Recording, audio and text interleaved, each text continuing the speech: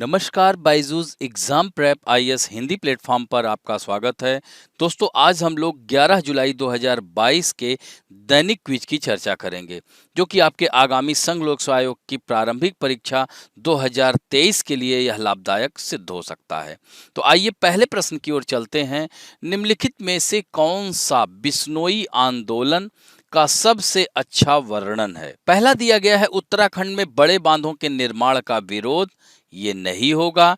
दूसरा है एक सदाबहार उष्णकटिबंधीय जंगल साइलेंट वैली की सुरक्षा के उद्देश्य से एक सामाजिक आंदोलन, ये भी नहीं होगा। दोस्तों तीसरा कथन है राजस्थान में खेजड़ी के पेड़ों और अन्य वन्य जीवों जैसे मृग, हिरण और जंगली पक्षियों की रक्षा के लिए एक आंदोलन। तो यह कथन एकदम सत्य है, अतः उत्तर सी होगा। दोस्तों यहाँ पर आप देख सकते हैं द हिंदू में आई हुई खबर है, सोलर प्लांट के खिलाफ ग्रामीणों का आंदोलन, यानी खेजड़ी के पेड़ों की रक्षा के लिए। दोस्तों पश्चिमी राजस्थान में पेड़ बचाने के लिए ऊर्जा फर्मों और बिश्नोई एक्टिविस्ट के बीच में, यानी उनके कार्यकर्ताओं के बीच में हुआ समझौता। तो यह तो रही खबर। अब बात आती है कि यह बिश्नोई मूवमेंट है क्या? तो यहाँ पर आप देख सकते हैं पॉइंट्स दिया गया है। बिश्नोई आंदोलन बिश्नोई संप्रदाय के संस्थापक जाम्भो जी द्वारा अपने अनुयायियों के लिए 29 नियम दिए गए थे, यानी इसमें 29 यानी 20 और 9, इसी को बिश्नोई नाम पड़ा था। तो दोस्तों यह 1730 की बात है।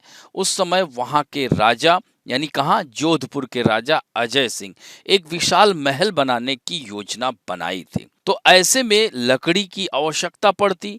तो राजस्थान में वृक्षों का उस समय अकाल था, लेकिन केवल एक ही जगह थी जहां मोटे मोटे पेड़ थे, वहां बिश्नोई समाज का खिजड़ी गांव था। तो इस तरह से राजा के आदेश के अनुसार वहां से लकड़ियां काटने के लिए उनके सैनिक या उनके जो मजदूर थे जो नियुक्त किए गए थे वो चल पड़े। तो दोस्तों इस तरह से राजा के आदेश के अनुसार महल के लोगों को कुल्हाड़ियों के साथ उस गांव भेजा गया। वे लोग गए और कुल्हाड़ियों से सीधे खेजड़ी के मोटे मोटे पेड़ काटने लगे। तो उस समय एक बहन अमृता देवी वहां पर थी, तो उनके कानों में यह आवाज गूंजी, पेड़ कटने की आवाज सुनाई दी। तो उन्होंने कहा रुको। पेड़ काटने वालों ने कहा कि राजा का यह आदेश है। इस पर अमृता देवी ने कहा राजा का हुक्म भले ही हो, लेकिन यह हमारे पंथ के खिलाफ है। पेड़ काटने वालों के नहीं मानने पर अमृता देवी ने फैसला किया यदि धर्म की रक्षा के लिए, पेड़ की रक्षा के लिए प्राणों की आहुति भी देनी पड़े तो वह कम है। और वह पेड़ से लिपट गई और उन्होंने अपना बलिदान दे दिया। उनकी 3 बेटियां भी उनके पास खड़ी थी जो बारी बारी से पेड़ों से लिपट गई और उन्होंने भी अपना बलिदान दे दिया। इस तरह से देखते देखते 363 बिश्नोइयों ने इस स्थान पर अपना बलिदान दे दिया। तो यह था बिश्नोई मूवमेंट। दोस्तों अब बढ़ते हैं दूसरे महत्वपूर्ण प्रश्न की ओर। वेल्लौर विद्रोह के संबंध में निम्नलिखित कथनों पर विचार कीजिए। तो पहला कथन है वेल्लोर विद्रोह 1857 के विद्रोह से लगभग 1 दशक पहले हुआ था। दोस्तों यह कथन असत्य है, क्योंकि वेल्लोर विद्रोह 1806 में, यानी 1 दशक नहीं लगभग आधा दशक पहले हुआ था।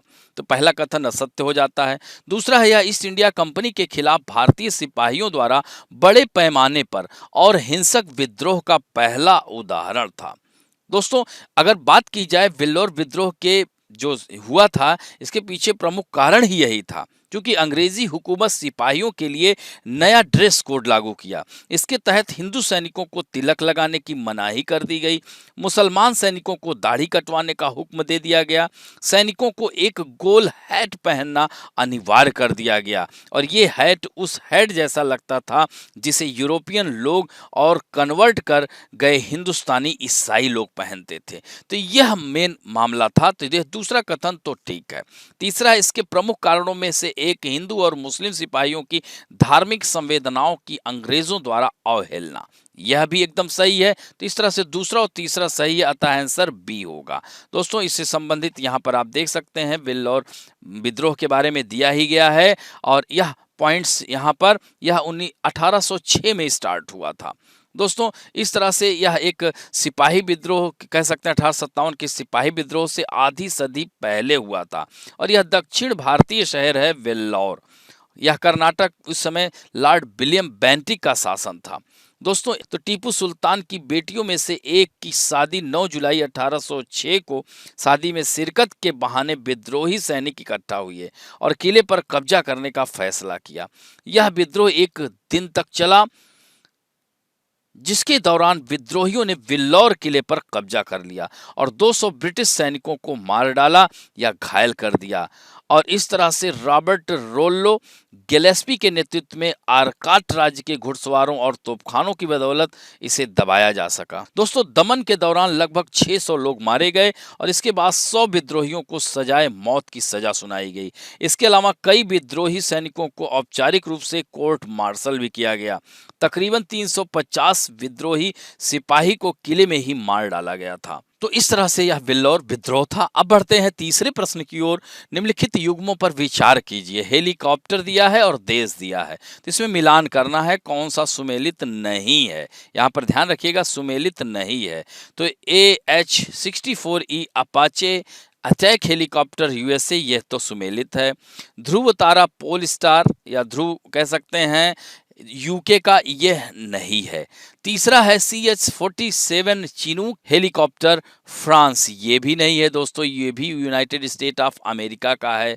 इसे हिंदुस्तान एरोनॉटिक लिमिटेड ने ध्रुव तारा को बनाया था, तो ये भी नहीं है। तो 2 और 3 तो नहीं है। चौथा है ML-35 हेलीकॉप्टर, यह रूस से संबंधित है, यह सही है। यानी पहला और चौथा तो सुमेलित है, लेकिन दूसरा और तीसरा सुमेलित नहीं है। अतः उत्तर क्या होगा? केवल 2 और 3 होगा, बी होगा। तो दोस्तों इससे संबंधित द हिंदू में आई हुई खबर है कि army needs new utility helicopters, यानी सेना को चाहिए नए यूटिलिटी हेलीकॉप्टर, यानी पुराने चीता और चेतक हेलीकॉप्टरों के बेड़े प्रतिस्थापन की प्रतीक्षा कर रहे हैं।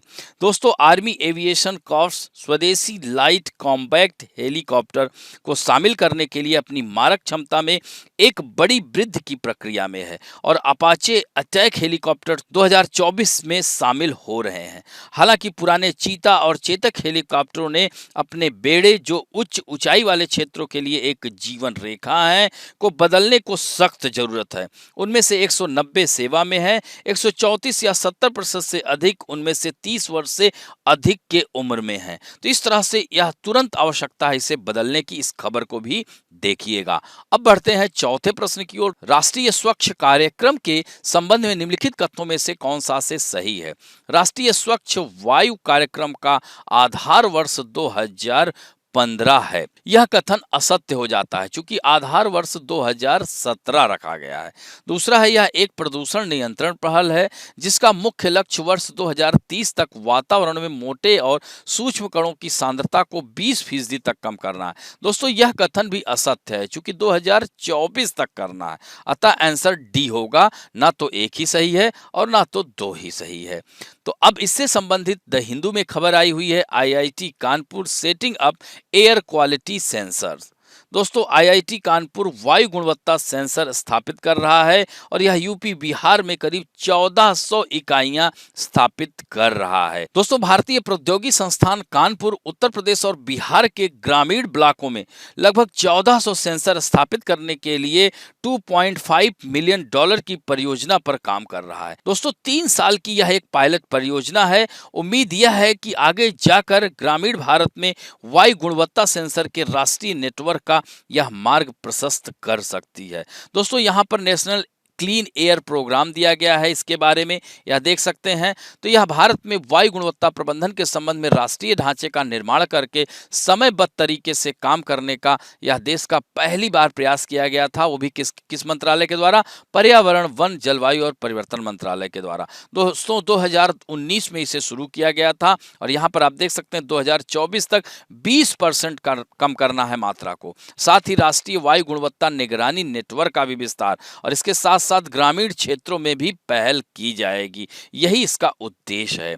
अब बढ़ते हैं दोस्तों संघ लोक सेवा आयोग 2022 में आए हुए प्रश्न की ओर, यानी 5वें प्रश्न के बारे में हम लोग चर्चा करेंगे। निम्नलिखित संचार तकनीकों पर विचार कीजिए। Closed circuit television, radio frequency पहचान, वायरलेस लोकल एरिया नेटवर्क। तो उपयुक्त में से शॉर्ट रेंज डिवाइस प्रौद्योगिकियां माना जाता है किसको? 1, 2 या 2, 3 या 1-3 या 1-2-3? दोस्तों इसमें आंसर डी होगा। यह इसी वर्ष प्रारंभिक परीक्षा में आया हुआ प्रश्न है। तो शॉर्ट रेंज डिवाइस को कई अलग-अलग प्रकार के वायरलेस उपकरणों पर लागू किया जा सकता है। यहाँ पर ये हमने सारे पॉइंट दे दिए हैं। लोकल एरिया नेटवर्क्स जैसा कि ऊपर दिया गया, रिमोट कंट्रोल, मीटरिंग डिवाइस, इन सब में क्लोज्ड सर्किट टेलीविजन यानी सीसीटीवी में भी यूज किया जा सकता है। अलार्म और मूवमेंट डिटेक्टर में भी इस तरह से इन सभी में प्रयोग किया जा सकता है। अब बढ़ते हैं फैक्ट ऑफ द डे, प्राकृतिक कृषि यानी adopt natural farming to protect soil quality. यानी हमारे देश के प्रधानमंत्री ने कहा है कि लोगों को प्राकृतिक खेती को स्वीकार करना चाहिए, जिससे कि मृदा की जो स्वास्थ्य है वह ठीक हो सके। क्योंकि प्राकृतिक खेती करने से मृदा में उर्वरक क्षमता दुगनी हो जाती है। दोस्तों प्राकृतिक खेती एक कह सकते हैं प्राचीन पद्धति है। यह भूमि के प्राकृतिक स्वरूप को बनाए रखती है।